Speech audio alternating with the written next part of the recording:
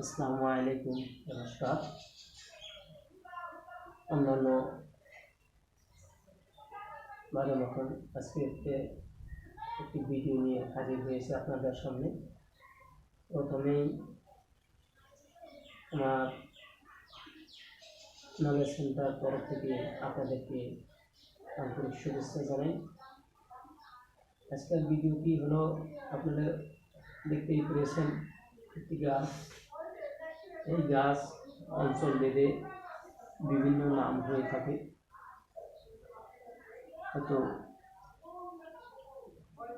আমাদের এখানে এই গাছটির নাম হলো শতমূল। আপনারা ভিডিওতে গাছটি দেখতে পেরেছেন। এই গাছটি খুব লম্বাও হয় না, এতটুকু পরিমাণে লম্বা হয়, এমন কলি বের হয় এখান থেকে, ফুলের মতন হয়। আর এই গাছগুলো যেখানে হয় সেখানে একেবারে কচু গাছের মতন, কচু গাছের যেরকম লতা হয়, এই গাছগুলোরও অমনও লতা হয়। এমন লতা হয়ে হয়ে বহুত গাছ হয় একসাথে।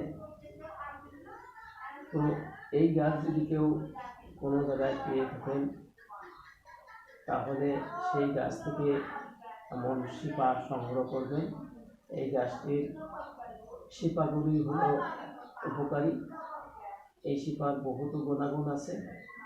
তার ভিতরে 1 নম্বর গুণাগুণ হলো বাত বিষের উপকারিতা। এত দ্রুত গতিতে এই গাছের শিপাগুলো যে রস হয়, রসগুলো খেলে এত দ্রুত গতিতে যে উপকার পাওয়া যায়, সেটা ব্যবহার করার আগ পর্যন্ত বুঝতে পারবেন না। আমি একসময় বাত বিষে খুব ভুগছিলাম, বহুত কষ্ট করেছিলাম।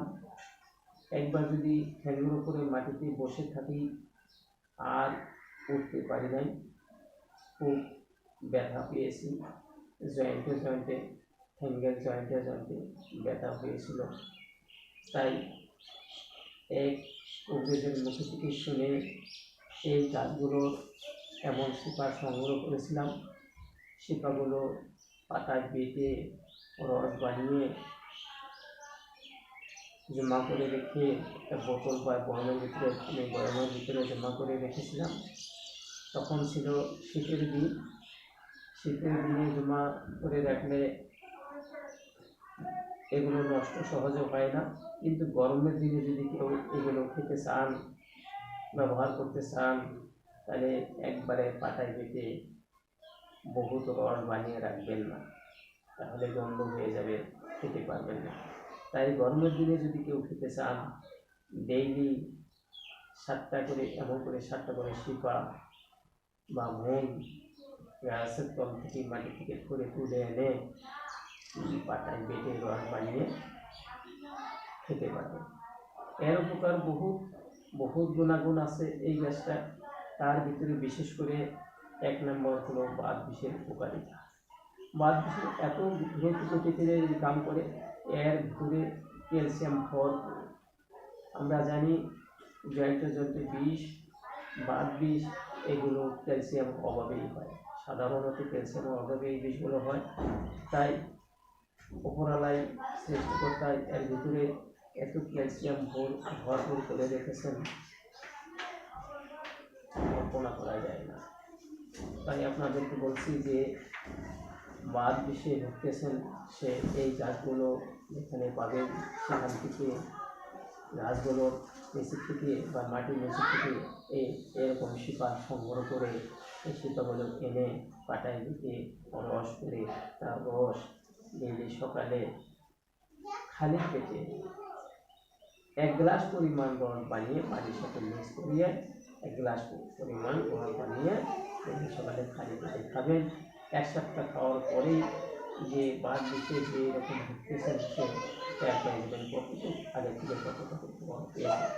এইভাবে 21 দিন যদি খাওয়া যায়, তাহলে দেখা যায় সে বাত বিষ একেবারে কমে গেছে। আরও এরকম খেয়ে খেয়ে যদি 41 দিন পর্যন্ত যদি খাওয়া যায়, তাহলে দেখা যাবে বাঁধবে চিরতরে না খেয়ে যাবে। এখানে বিষেরই উপকার করে না, তৎসঙ্গে মেয়েদের যেরকম সাদা স্রাব হয়, সাদা স্রাবের বহু উপকার করে। কেউ যদি সাদা স্রাবে ভুগতেছেন, সেও এই একই নিয়মে যদি এই রসগুলোকে খেতে পারেন খালি পেটে, অর্থাৎ বাসি পেটে যদি খেতে পারেন ডেইলি সকালে 1 গ্লাস পরিমাণ করে, তাহলে দেখা যাবে তার সাদা স্রাব চিরতরে মুক্তি পেয়েছে। কিন্তু খাওয়ার নিয়ম হলো 21 থেকে 41 দিন। কিন্তু 1 সপ্তাহ খাওয়ার পরে সেটা পেয়ে যাবেন কতটুকু তার কম হয়ে গেছে, কিন্তু 41 দিন পরে চিরতরে একেবারে মুক্তি পেয়ে যাবেন মহারাজ। এর উপরেও কেউ যদি ধাতু দুর্বলায় ভুগতেছেন বা যুবকেরা ধাতু দুর্বলায় ভুগে থাকে, স্বপ্নদোষ হয় ঘন ঘন, তার জন্য এর বহুত উপকারী। কোনো ধাতু দুর্বলা বেমারিয়ে যদি এই সুপার রসগুলো খায়, 21 দিন খায়, তাহলে দেখা যাবে তার ধাতু দুর্বলা বেমার একেবারে নাশ করে যাবে। ওইদিকে আজকের ভিডিও ছিল এতটুকুই, যে এই ভিডিও করার একমাত্র উদ্দেশ্য হলো মানুষের সেবা করা, মানুষের যাতে না জানা বস্তু জেনে শারীরিক বিভিন্ন বেমার রক্ষা পেতে পারে, তার জন্যই আমার এই ভিডিও করার উদ্দেশ্য। গতিকে কেউ যদি এগুলো ব্যবহার করে কি উপকার পান না পান, অবশ্যই আমার ভিডিও কমেন্ট বক্সে জানাবেন। আজকে এখান থেকে ভিডিও শেষ করলাম।